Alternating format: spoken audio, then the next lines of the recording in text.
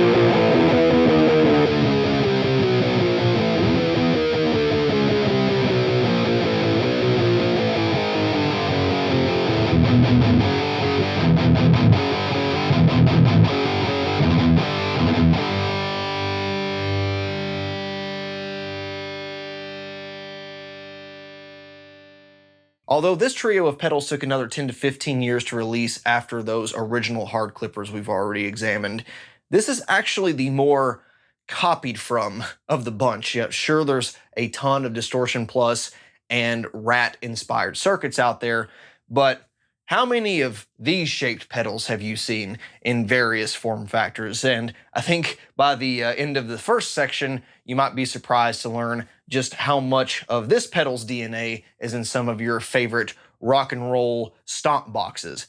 But I think the story really does begin back at the release of the Boss DS1. Because although this pedal was released during that same couple year period as the 250 and the Distortion Plus and the Rat, this was already doing some fairly innovative things circuit-wise that simply wasn't seen in those other pedals. And in fact, I think it's safe to say that for pedals like the Distortion Plus or the Rat, you can't really take away many more components out of those pedals and still have a functional hard clipper. You can change the filtering, you can change the clipping structure a little bit, but there's really not a whole lot you could strip out and still have a hard clipper, which is kind of where the DS1 picks up off from, because this isn't just a dedicated hard clipper. It does have that functionality built in, of course, but you have this really powerful, kind of problematically powerful tone stack. You have this kind of pre-gain stage with a semi-dirty fixed transistor boost, and it all comes together in a Boss package that is a hard clipper, but it doesn't just sound like a hard clipper. It sounds more like an amplifier in a box, and it's its own thing because of it. And I think you'll see the idea behind this pedal taking a clipping structure, a pedal topology, and morphing it into something new, using that as a tool in the toolbox and not just the one trick. And we'll see that in all the pedals we discussed today, whether it is another amp channel in the box type implementation or it's using hard clipping in a totally new and different way, at least for the time. Let's get started then with the classic Marshall, the Guv'nor. Or if I'm going to use my terrible Cockney accent, the Guv'nor. I bought this pedal, and not 3 weeks later, Marshall announces the reissues of the Guv'nor, the Blues Breaker, the shred master and of course the drive master, which essentially is the same circuit. I had kind of threw that out there as an idea during a previous review, so you're welcome. Sure, that was in the works for years, but hey, at least I got a pretty decent deal on this compared to what other people are paying, although I should, considering the rubbed off text, but whatever. It still sounds the way it should. That's the main thing for me. So what makes the Guv'nor interesting is that essentially it was one of the first, if not really the first, full-fledged amp channels in a box. It took what Boss was kind of attempting to do with the DS1 and upped the game, filled out some features, and honestly made the overall pedal topology look a little more sane, a little more amp-like, and as a result has become such a ubiquitous circuit topology that you can't really go to an overdrive or distortion pedal vendor and not find something based on the Marshall Guv'nor, because it's kind of like that Rat or OD250 or a Tube Screamer, where you can't really transform this thing too much and not still have a Guv'nor, right? It is very stripped down and bare minimum to kind of achieve that Marshall crunch in a box. It forgoes, of course, preamp tubes, but even transistor gain stages in lieu of op amps and a hard clipping section to achieve a more amp-like sound than I think the DS1 can achieve. So let's go over real quickly the circuit topology, some basic audio analysis, some not so basic audio analysis, once again, in this instance provided by Electrosmash, because they're just doing a far better job than I could with this, and no need to provide a second-rate service to you guys when this is out there for free. So all credit where credit is due here. The first stage of the Guv'nor already fixes a glaring issue I had with the DS1 design, in that the gain control is moved away from the hard clipping section and into the actually basically clean input section. So driving the hard clipping section, you have this kind of filtered op amp affair where you center around somewhere between 2,000 and 3,000 hertz as the peak frequency, with kind of gentle roll-offs on both sides, but it becoming a more steep slope when you crank the gain. So this kind of acts as your input filter, very much as a higher centered Tube Screamer type center hump, which very much contributes to what we think of as a Marshall tone before it even hits any of the distortion stages, because a lot of Marshall amplifiers in those first 1 or 2 gain stages is doing a lot of this same type of filtering, especially on like the low channel of a 2203, where the gain control is on that first preamp 2 stage. So you could definitely tell they were applying lessons learned from their amplifier builds into this stomp box. Then we get to the clipping stage, and you know, if you watch the previous pedal head, this will not be any secret. You've probably seen this circuit, well, what is this, 4 or 5 times now? It's a hard clipping stage. It does the same thing, but there's 2 really important and interesting distinctions to note here. First off, the op amp in the clipping stage is providing an overall level of about 70 decibels of boost with the gain maxed out going into it, which is kind of nuts, higher than any of the other pedals we've talked about by far, or will talk about for today. And this is necessary because there's some other stages later on in the pedal that will attenuate that. But it's also helpful because the clipping stage actually revolves around a pair of red LEDs. Now you might remember in the Valve State video, I mentioned this pedal and how Marshall is integrating LEDs into some of their pedals, and of course some of the amplifiers and soft and even hard clipping stages and stuff like the Jubilee. And the Guv'nor seems to be right around the time Marshall became obsessed with LED clipping. For good reason too, because for whatever reason, between the forward voltage differences that you see versus silicon diodes and just the overall tonal structure it induces, it does sound like, for lack of better words, Marshall in a box. I don't really know why, but it does have that overdriven British sounding response. So I think it's a perfect match. And as I noted earlier, you will see this in plenty of Marshall solid state designs, whether it be the classic pedals or affordable amplifiers. Sonically speaking, this results in a gain structure that is very much amp-like, despite being more symmetrical sounding than a lot of Marshall amp distortion, but it still kind of looks more like a Marshall amplifier clipping. If you've ever looked at the waveform one, it is missing some of those initial transients and kind of overshoot in the waveform, but that doesn't look all that different from something like my Cherrytone Gargoyle on mid-gain setting. So it is pretty impressive how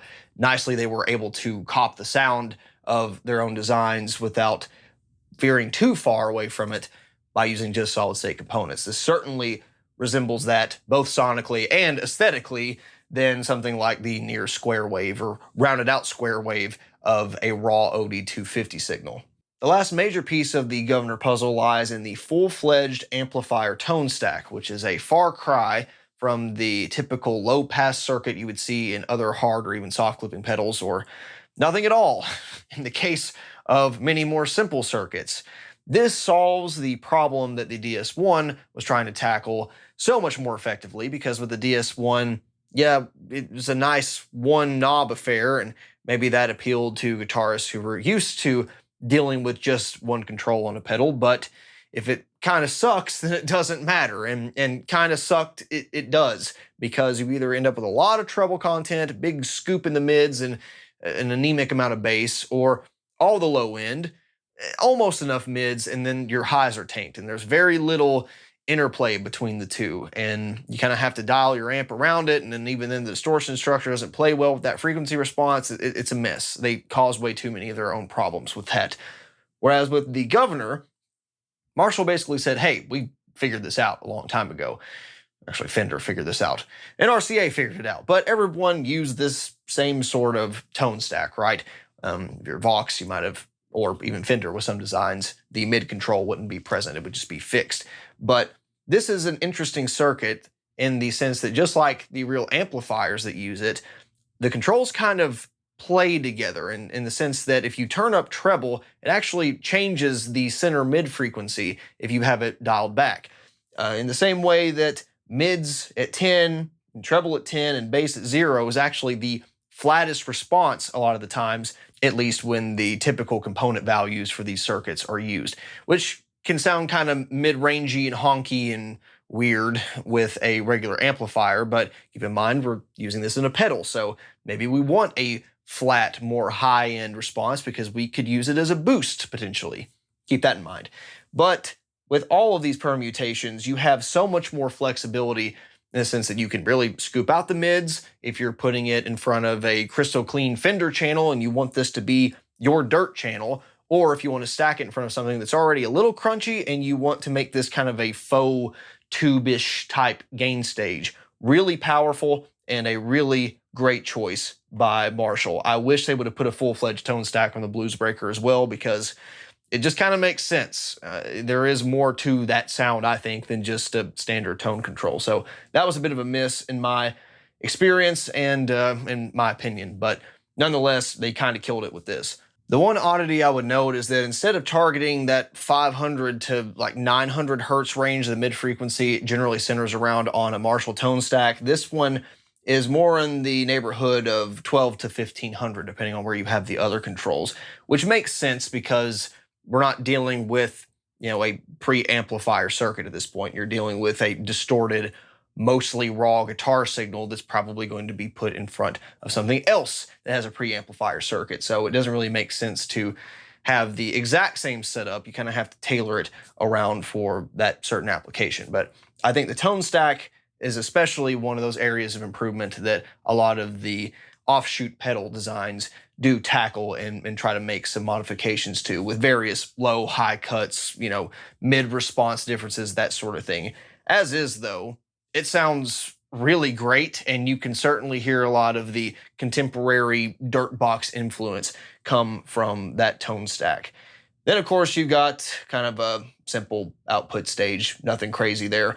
You do have the, potentiometer with a passive output there, and it's still fairly loud, not the absolutely loudest pedal, especially when used in a more clean boost setting, but it can still drive front ends fairly aggressively. Then you combine that with an amp like distortion stage, and you have quite a few options, especially for a pedal of this caliber. Before we get into the remaining demos of this pedal, I've got to mention that there is a kind of cool feature that I'm not going to be showing off in this video. That is the effects loop. So this is a TRS connector that you would ultimately use with a Y cable, such that when you engage or disengage this pedal, it also engages and disengages that effect. So if you always wanted a chorus on your dirt sound and you had kind of a simplified pedal board, you know, that would engage and disengage both at the same time, or a delay, or, you know, whatever, if you're using this as, you know, kind of your dirt solo sound. Something that I think is kind of overlooked and I'd like to see more of on certain pedals. I think it makes sense for a amp channel type situation because it does prevent you from having to do the pedal dance. But nowadays, I bet a lot of people aren't just turning off and on one or two pedals at a time. It's probably something that would require more of a loop switching application, but something that's pretty cool nonetheless, I think. So the Guv'nor, what is it good for? A lot, as it turns out.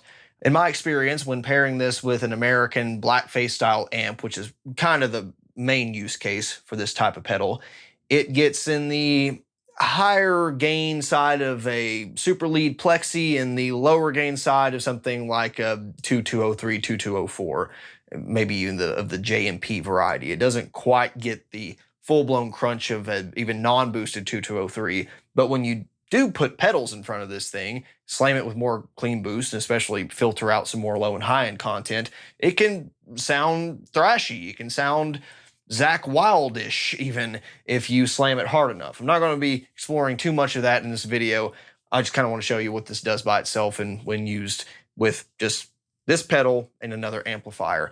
But ultimately, if you plug in a Strat with single coils or a Les Paul with humbuckers, it sounds like a Strat going through a Marshall or a Les Paul going through a Marshall, which is, I think, mission accomplished for a pedal of this nature. Now, this isn't a terribly common application, but when used with certain amplifiers, especially those that take pedals well, it probably shouldn't surprise people that this pedal, given its amp-like gain structure, a highly tweakable tone stack, and gobs of output level, that it makes for a really great clean boost or tube screamer replacement. As I showed before, the Rat sounds absolutely insane as a thrash type boost, or even kind of a lo-fi, cleanish boost type thing. So, of course, this hard clipping pedal has no trouble doing that same thing. And it was this exact pedal that was used on Carcass's landmark Heartwork, in addition to the block letter 5150s and Franken cabs that were employed on that album, and it sounds absolutely sick. No 5150s for me, but I've got an amp channel that can do that sound just fine.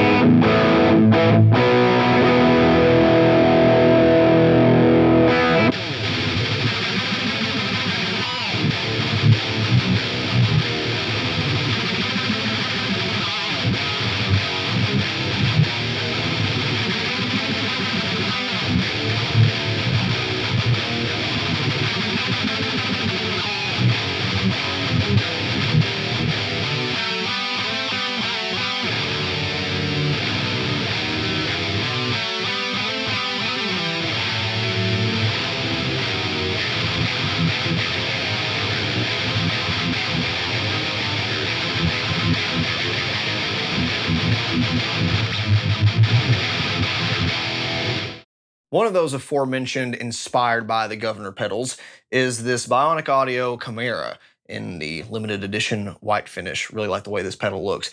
Just like some of the other Bionic Audio pedals we checked out in the last episode, this one has a Guv'nor stage, and well, I told you I'd be talking more about the Guv'nor in depth, but the first half is actually basically an OD250. So with the plus and minus switch, you kind of change how much gain that part of the circuit is providing. You meld it together, and you get a package that I think is the best of both worlds. You get kind of a two-stage thing going on with the hard clipping, and it sounds to me like an overdriven, pissed-off, vintage, Laney Marshall-style amp.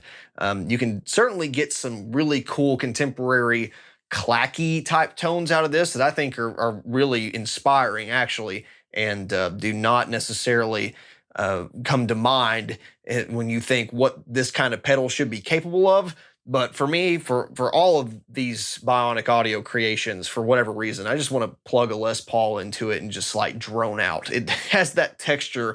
It sounds really good. For this one, I chose an SG for potentially obvious reasons.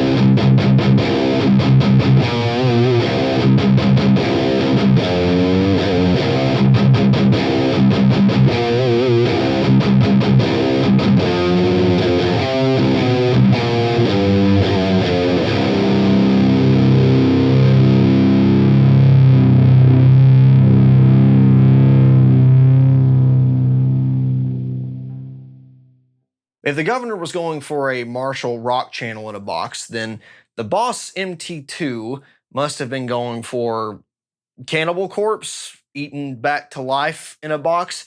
I'm not quite sure. That's kind of the sound I think of, is a boosted Ampeg VH140 or a crate equivalent of that. Somebody at Boss must have been hearing those type of bands and Pantera and the other slew of high gain metal players that were plugging into solid state amps and said, yeah, we can do that in a pedal.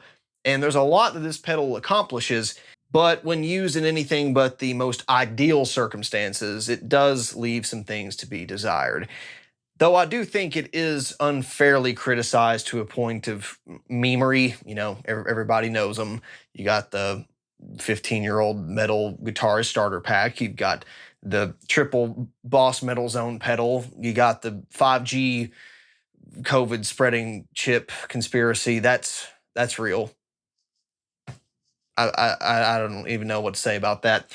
But when it comes to the actual circuit itself, there's a lot of cool things going on here. So I guess it's no wonder that some accomplished circuit modifiers out there saw the potential left on the table here and were able to transform this into something that other people kind of wanted it to be from the get-go, and I guess Boss did too, with the mod switch on the Wazacraft version. But for the plain Jane stock Metal Zone, what makes it interesting is that it basically expands everything that the Guv'nor is trying to do when it comes to making an amp channel in a box, and extremifies just about every aspect of that whole concept, whether it be extremely sharp filters or using really strange circuits to accomplish those filters, or throwing amplifier tone stack conventions out the window. You end up with a product that sounds to some people's ears like it's digital, fake sounding. So let's explore the things that set this pedal apart and how you can kind of circumvent some of those downsides to the circuit decisions that were made by Boss, and how you can actually achieve sounds that are not only usable, but fill the gaps that tube amplifiers simply cannot.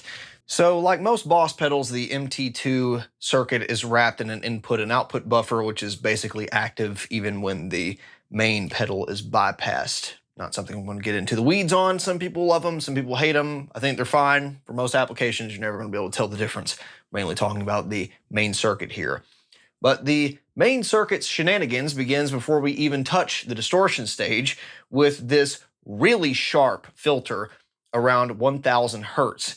And we're boosting 1K about 24 decibels relative to 100 hertz, which is kind of crazy. Quite a bit sharper and more intense than you would see in just about any pedal, especially of a standard tube screamer variety. So you're already hearing a fundamental trait of this pedal where a lot of people say it sounds like ice picky and honky and kind of lo-fi in some ways.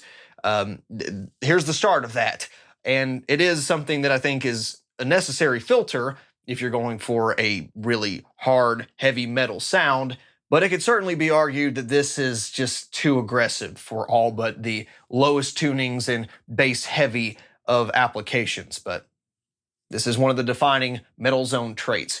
Now you might notice throughout this entire circuit, it does make different uses of operational amplifiers and discrete transistors, with the first one being a part of a gyrator filter.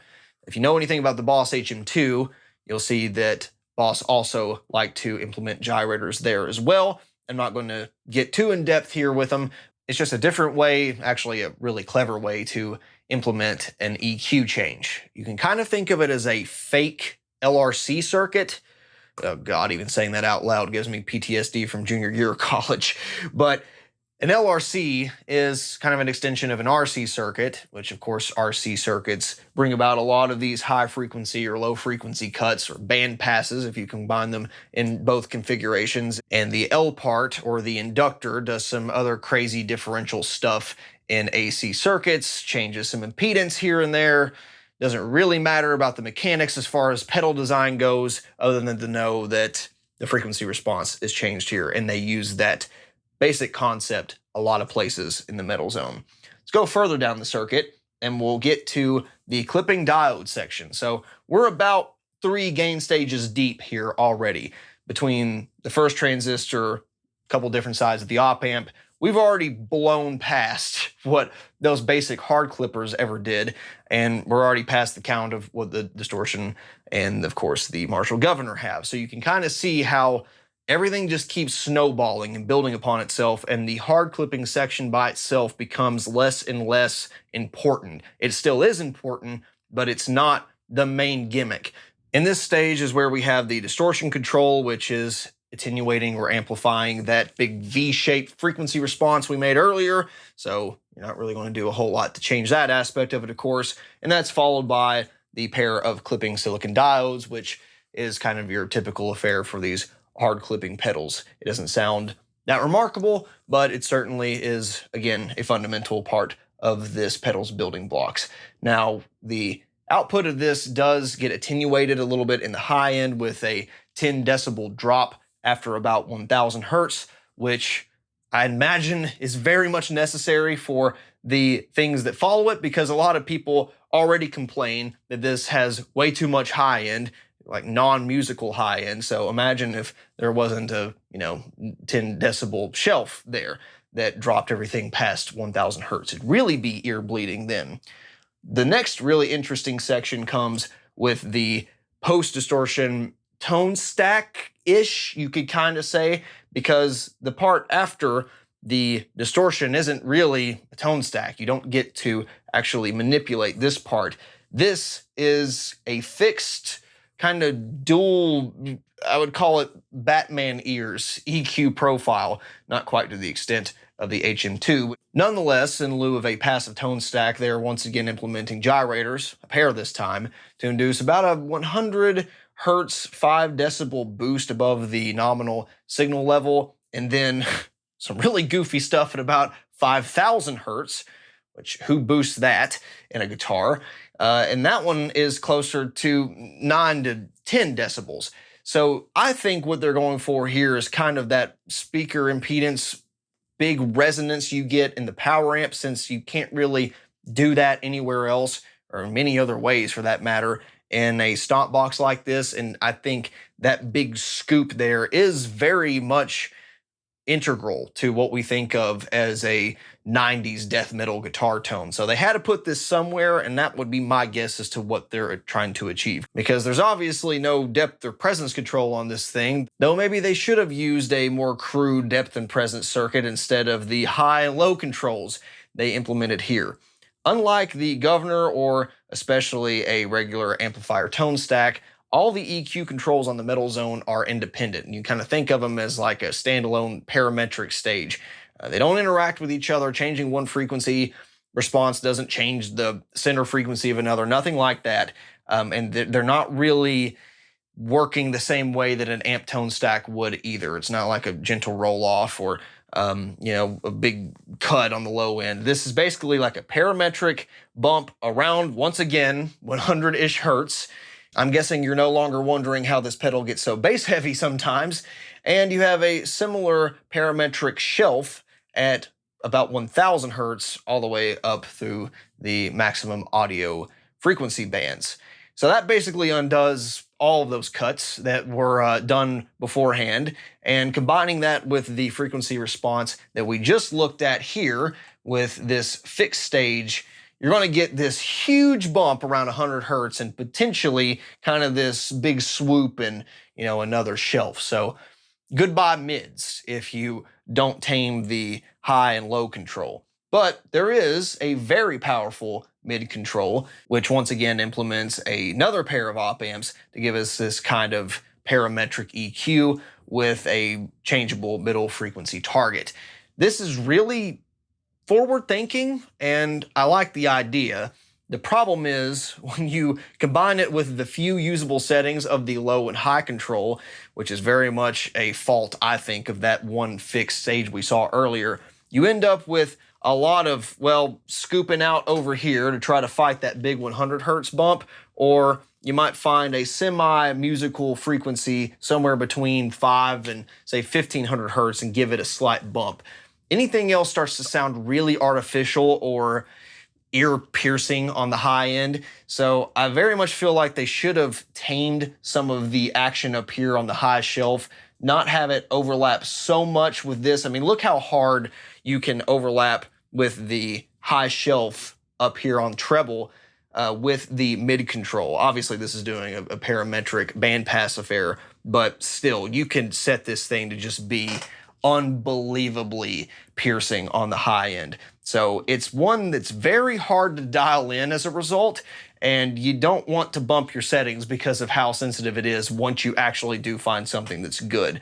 It's one of those pedals where the concept is better than the execution because, yeah, it's powerful and you can do a lot with it, but how many of those settings actually sound good in isolation? Not to mention when you mix it with other gear that may not respond to, a lot of high frequency content in the most musical way. So what does the MT-2 do well, and how can you take advantage of these otherwise overlooked and maybe over-engineered EQ controls? Well, I think this is best served as a preamp of sorts. Feed this into a mostly clean power amp, especially the tube variety, or something that behaves mostly like a tube power amp, and it sounds very usable. Now, of course, I would still like to have another stage of EQ after it to kind of guitar amplify the overall sound, because this by itself still has a baked-in Metal Zone flavor that's kind of unmistakable to my ears. But the distortion texture on its own isn't half bad, and especially if you want to, tweak some EQ beforehand, it's really usable, and it sounds way more metal amp solid state like than plenty of other new contemporary pedals do, in my opinion. You're not going to be fooling anybody into thinking you're playing a Mark II C+ or anything, but this kind of sound was my distortion sound for several years as a teenager playing guitar in my bedroom. I had Digitech pedals that had that mode on it, and a Mesa Boogie rectifier and a Mesa Boogie Mark III.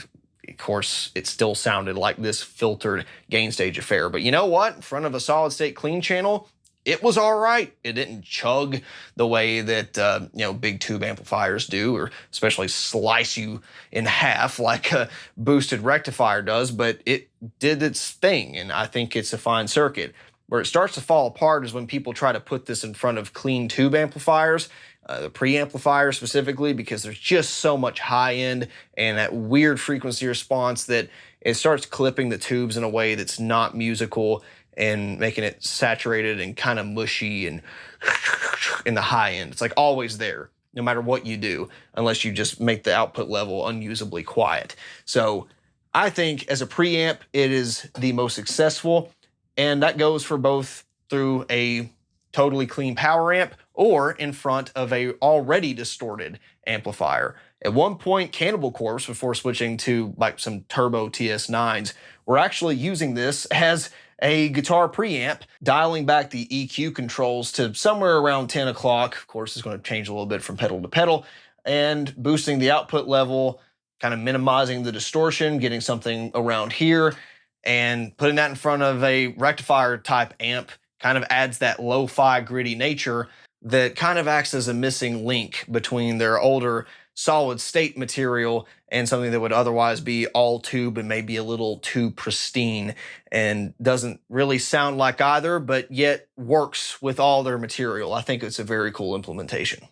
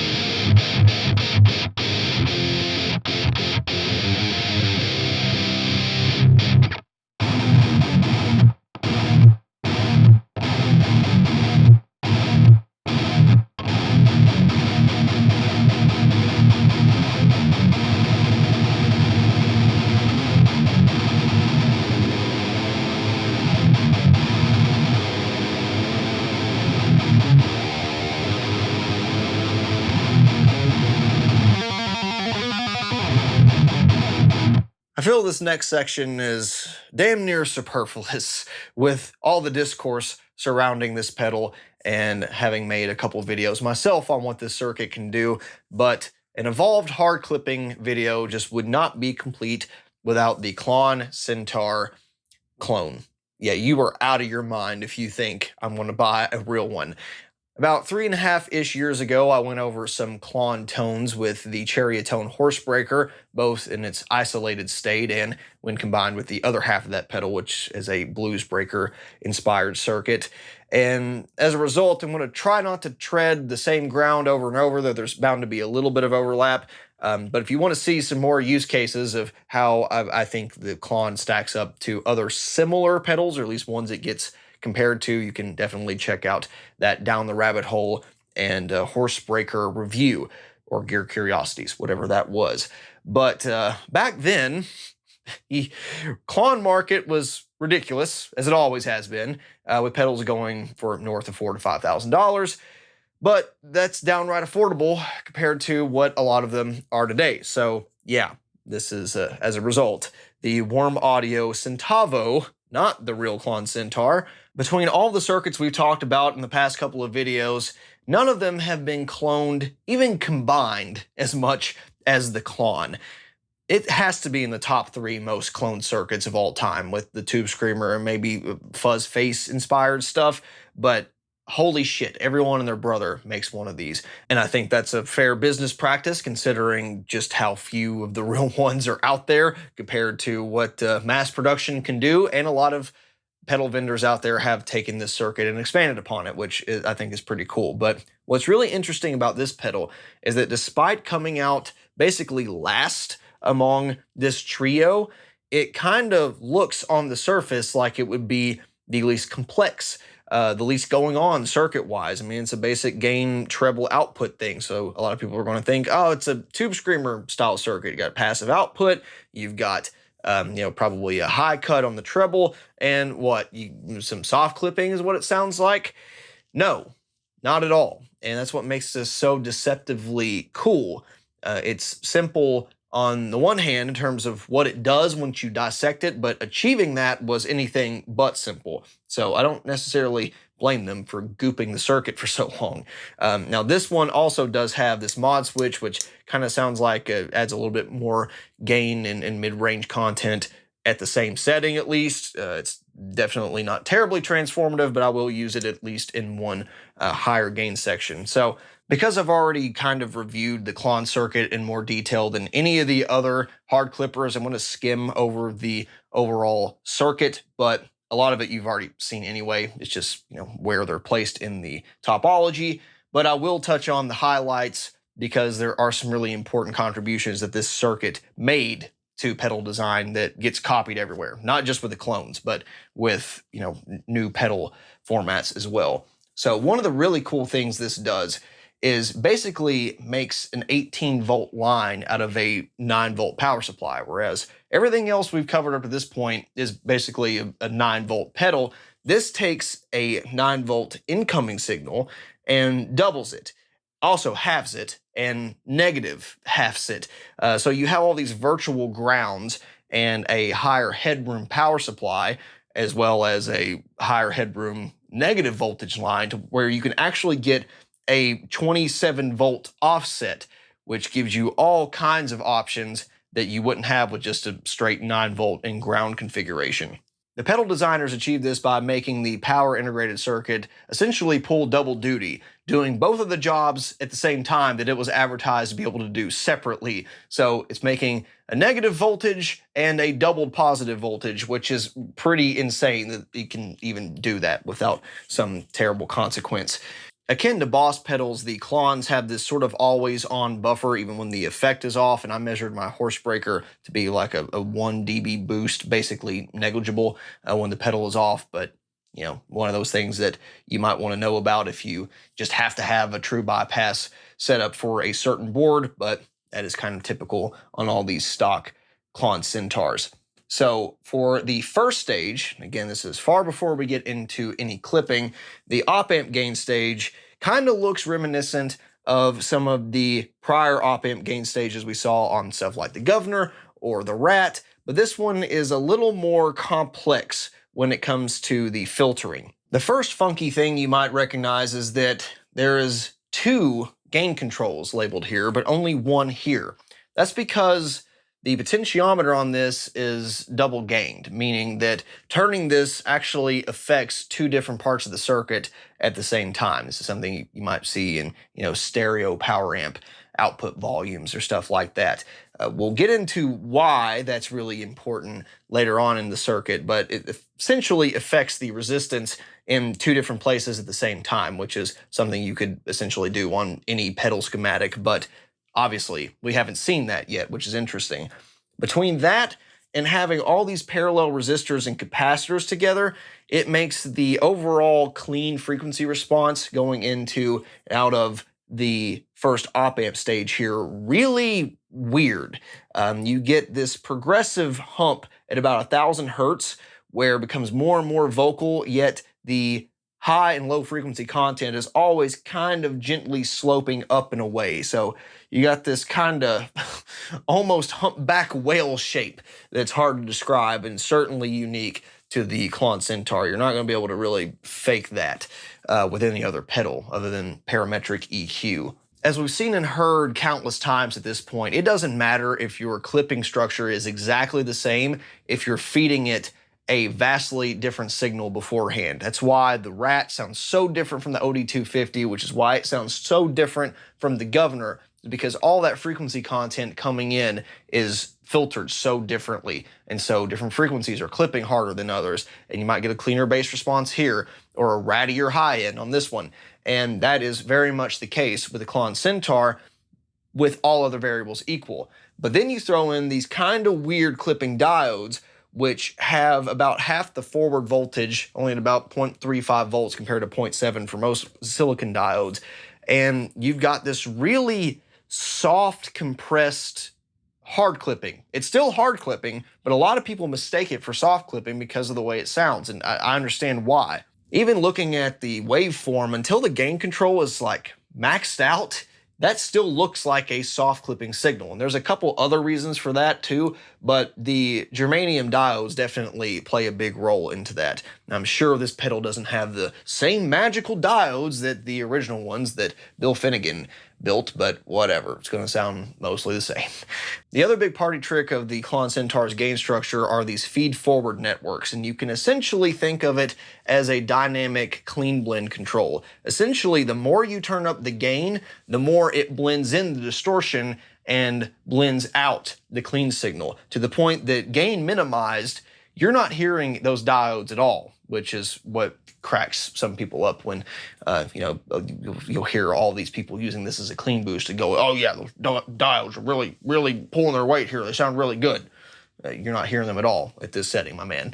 So that's a whole thing. But if you want to take full advantage of the diodes, then you'll want to slam the gain control, because otherwise you are mixing a clean boosted signal in there. Of course, it's filtered. Essentially, throughout most of the gain control sweep, you're hearing some sort of clean signal blended in. Now, a lot of it is low end focused. I think it's kind of filtered around the 100 hertz region. So it's doing a lot of the same things you might think of a bass pedal doing, where you get a more distorted top end and a cleaner low end to add back some of the fatness and the thickness without getting square wavy sounding on the low end. And it has a quality that people associate with overdriven power amps more than overdriven preamps, which I guess is a lot of the reason why people tend to think this is a soft clipping sound more so than hard clipping. But this is a really forward-looking way into using hard clipping as a tool to simulate some sort of distortion that isn't just balls out fuzzy square wave sounds. The next stages are about summing all that mess together, implementing some sort of equalization control, and then a passive output. So at this point in the circuit, we've got that, distorted-ish sound coming from the clipping diodes. You've got a clean low-end 100 hertz and below signal, and you've got some form of mix between the distortion and a clean filtered signal all coming together. So all that's summed in with a healthy bit of boost. According to this, about 100 decibels, which is, just nuts to think about. Not even mentioning what the rest of the circuit is doing. It's kind of no wonder that people love this as a clean boost, because even at noon, it absolutely destroys what the output of most soft clipping pedals can do as a boost. Then you get into the treble control, which unlike a lot of the passive high cuts you'd see on older soft or hard clipping pedals, this is more or less an active high shelf with a lot more boost than cut, which kind of makes sense as you have already this really pronounced mid frequency boost. So maybe you need to add back some treble to make things a little more balanced sounding, depending on your amplifier. But you can also cut it if you're going for something that's more mid-focused or you have a really bright clean channel. Especially if you have a bright cap engaged on a Fender style amp, you almost certainly want to cut a little bit of the treble. But there's other applications as well. And finally, you have a no-nonsense passive output section, which can let all that signal through or attenuate it to basically nothing. And you end up with a pedal that can sound so different from itself that I think a lot of the people that have this Klon sound in their head would be surprised as to how gnarly this pedal can get in certain situations.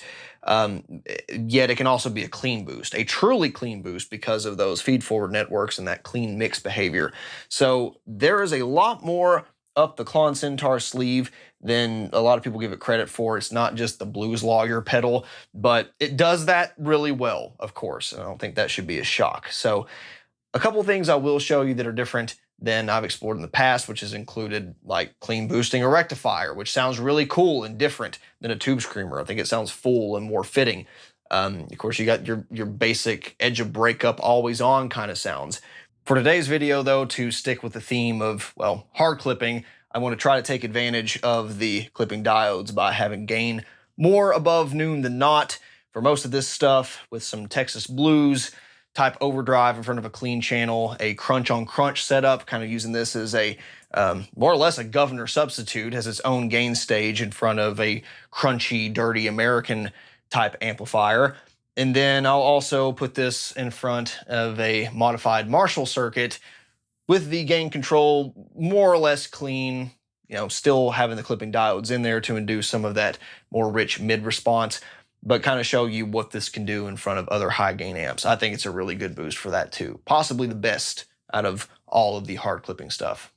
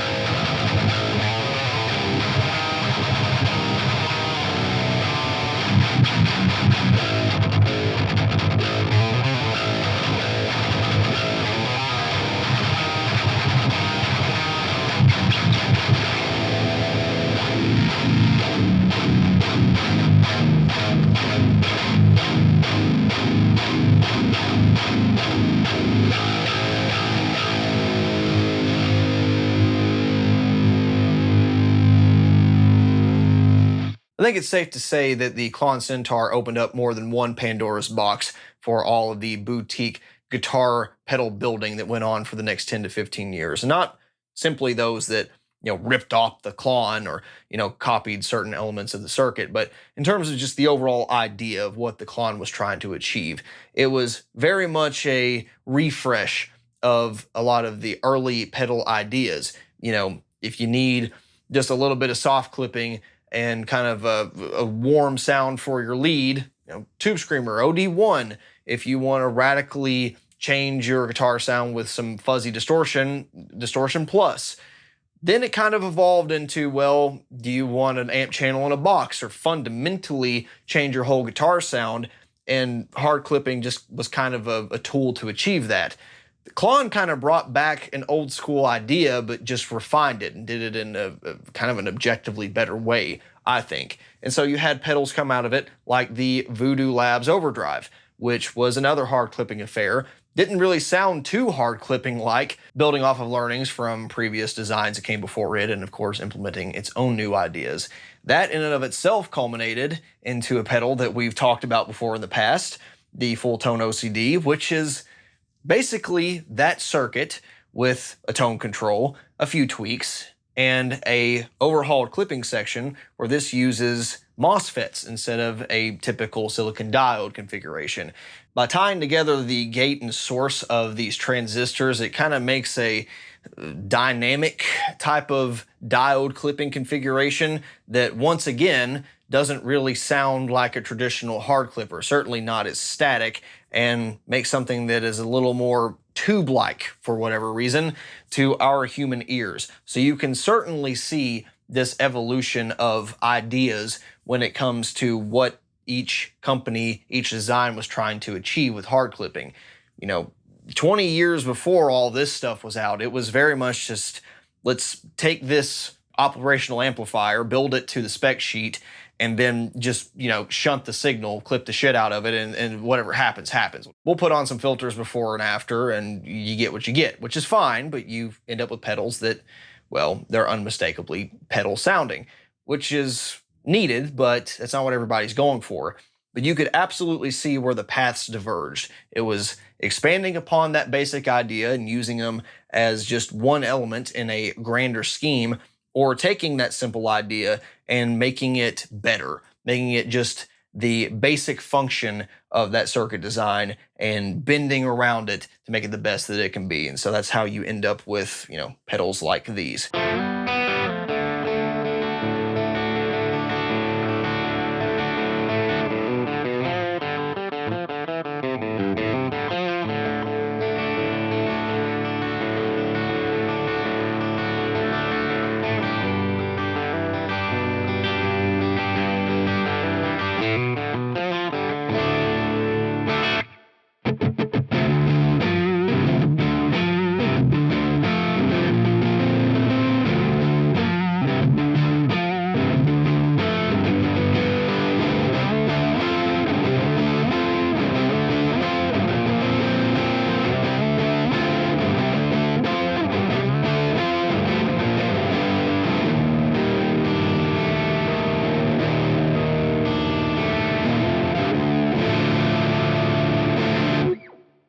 That's going to do it for today's pedal head. I hope you enjoyed the video, hopefully picked up a thing or two that you can implement with your own signal chains, try something new that maybe you hadn't thought of before. For the next video in this series, it'll be a while for sure, but I have at least one more concept like this, maybe 2 or 3 more, but certainly one more that will cover other clipper types of drive pedals, because there's just never ending supplies of different drive pedal circuits out there, and those are my favorite kind. So certainly look at those in the probably further future. But then afterwards, I'd kind of like to take pedal head in a bit of a different direction for maybe the next season. Look at things that are a little more grounded in terms of how I'm actually using most of my pedal collection, because all these loose, you know, ones and twosies like this, it's not generally what I'm doing on a day-to-day or week-to-week basis with most of my collection. So I think that could be interesting for a while, but that's in the really far future. So you can at least look forward to one more video like this at some point, and maybe a shootout or 2. We'll see what happens, but that's kind of the game plan. Hopefully that sounds appetizing, and if not, see you in something that does, I hope. Thank you very much for watching. Any other questions and comments, as always, leave them down below. See you next time. Bye.